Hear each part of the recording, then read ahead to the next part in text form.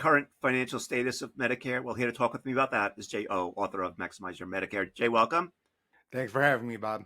It's a pleasure. The trustees report was published earlier this year, but people are still wondering about the financial status of Medicare system. What are your thoughts? Well, every year we have the same drill, Bob, which is that the trustees report comes out and makes comments about the solvency of both Medicare as well as Social Security. So, as you know, I'm an education fellow at the Alliance for Lifetime Income, and actually the executive director is a colleague who actually used to be ex-chief economist of Social Security Administration.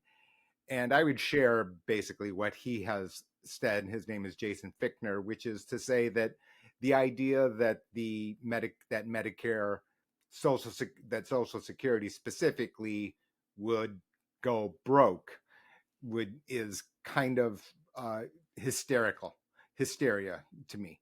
And I would say the same thing about Medicare as well, which is that these projections can be changed, meaning that the main projections have to deal with Part A, but the reality is that the funding for Part B and Part D are determined by Congress, and there is discretionary power that Congress has to fund these programs.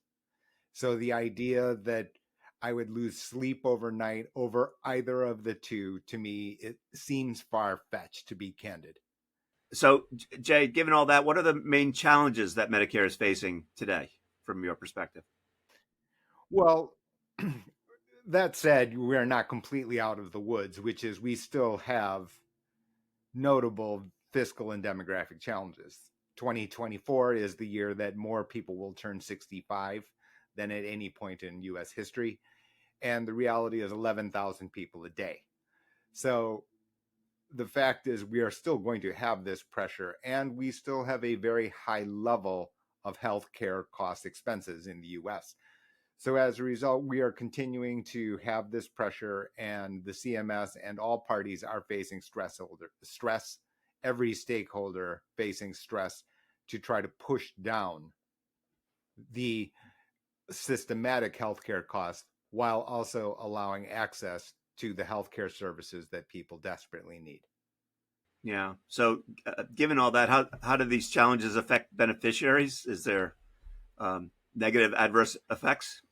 Well, I think that what people want to do certainly is just to make sure that they're up to date on these changes, because the way that people's Medicare configurations interact with the changes will be different. For example, in Medigap, everything that is not covered by Part A and Part B is covered by Medigap plans. And let's just use Plan N, Plan G as the two most popular. That all of the services not that are covered by Medicare, the gaps in cost are paid by Medigap. The fact is, though, if services are limited or the extent of the services declines, then what ends up happening is the feedback loop can be in higher Medigap premiums in the future. So, in terms of proposed solutions and reforms, any thoughts about what's being proposed, how feasible they are, and then how, if any of those changes go into effect, how they might affect both current and future beneficiaries? There have been a lot of different types of measures, and probably the highest profile is something called ACO, which is Accountable Care Organizations, where they are providing extra money for savings that healthcare providers find as a result of perhaps more coordinated care effort. That said, the results have been mixed. It is probably the result of the fact that it is so complicated with so many different types of providers, whether that be physicians, hospitals, outpatient clinics, and the like, to kind of coordinate and to document exactly how much money has been saved. A difficult, challenging task for sure. So I know when we talk about Social Security reform, the typical response is raise taxes, lower benefits, or a mix of raising taxes and lowering benefits. When I hear people talk about changes required to make Medicare solvent. I don't necessarily hear that, but I'm also thinking we also tell people who are Social Security beneficiaries, future and current, that here are some potential things you can do to prepare yourself for the possibility of changes that could come down the line. Any thoughts about what future and current beneficiaries should do to prepare for whatever potential changes might come, if at all? I'm not sure if there's something that I would actively do today, meaning that other than simply keep up to date with what those changes to be and be flexible, meaning that what might be work today, for example, you're a Medicare Advantage plan member, and we are going to see in the near future what the changes will be for 2025.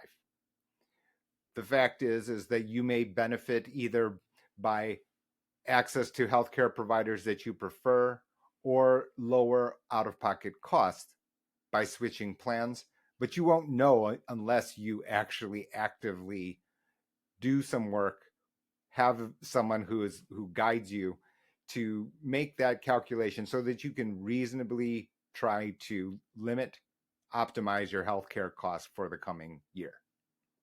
Jay, we've covered a lot of ground as usual. Anything we missed or bears reemphasizing? No, I just wanted to highlight the fact that while it can be attractive for headline's sake, that we have got these large, very important government programs seeming like at financial risk, that these are not necessarily reasons to lose sleep. That said, that does also not give us an excuse to just be asleep at the wheel, meaning that you would want to still stay on top of it, changes, so that you can get the healthcare services that you may need. Jay, as always, a pleasure. Thank you for joining us and sharing your knowledge and wisdom with us. My privilege, Bob.